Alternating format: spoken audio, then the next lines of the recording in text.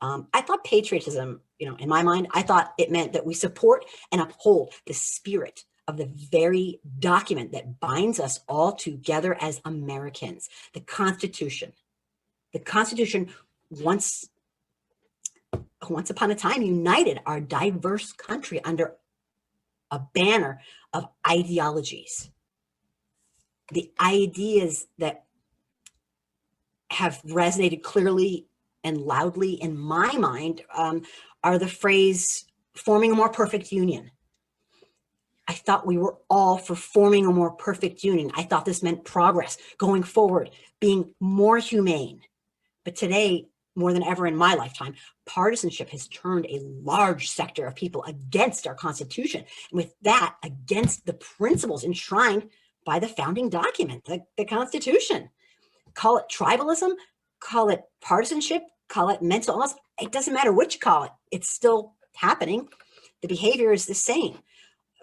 Call it self-hate, since white folks are going against their own best interest, just to blame Black, brown, and indigenous people and immigrants because it is what we do. Or maybe it can be explained as people are so economically disenfranchised that we've devolved to the point where our emotions rule us over any chance of critical or analytical thinking skills. My conclusion is that we might be doomed no matter what we do. And I had said this before, just because Biden gets elected and he's, on the Democrat side, it doesn't mean that we are free of the dictator. And lo and behold, I hate being right, but I'll pull the words of Abraham Lincoln, who believed that reverence for, and I was reading some of this today, reverence for the Constitution and laws was to be America's political religion. Reverence for the Constitution and laws was to be America's political religion.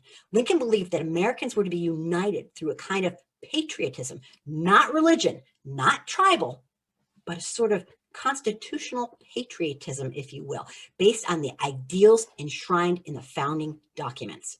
Those documents were brilliant. I am not saying anything about the men who wrote them, but the actual writing made it so this country could have a diverse, changing, growing population, and it would change over time with the people's will, representative democracy, all right? But I'm sorry, I believe the new Republican Party is the new tribalism. For all practical purposes, it has taken over. Instead of having two opposing parties that are both founded and grounded in our Constitution, the GOP has morphed from the party of Lincoln to the party of pure hatred and is no longer striving to create a more perfect union. I truly believe the GOP today is the #1 threat to our democratic republic.